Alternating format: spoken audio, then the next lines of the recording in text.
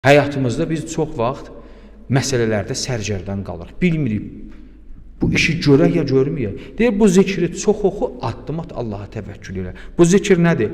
Və ufəvvizu əmri ilallah. Və ufəvvizu əmri ilallah. İnnallaha bəsirun bil ibad. Mənası nədir? Mən işimi Allaha tapşırdım. Mən öz məsələmi Allaha buraxdım.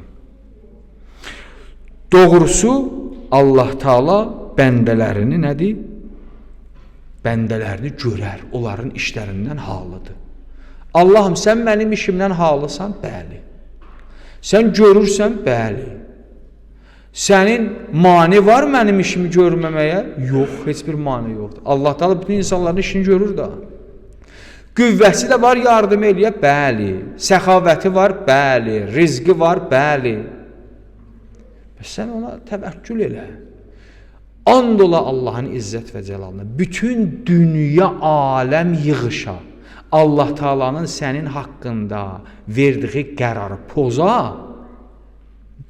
İnsanlar, cinlər, mələklər toplansa belə onu poza bilməz. Amma əksi də var. Bütün dünya, aləm yığışa. Səni Allahın sənə verdiyi hökmün qarşısında sədd olalar ki, bu sənə verilməyə, bu pay, bu loxma sənə çatmaya, o çatacaq. Yəni, bu tərəfi də var, bu tərəfi də var. Dünya, aləm bir yerə yığıla ki, Allahın sənə verdiyi pay sənin əlindən ala bilməz. Dünya, aləm bir yerə yığışa ki, Allahın sənə vermədiyi pay sənə verə bilməz.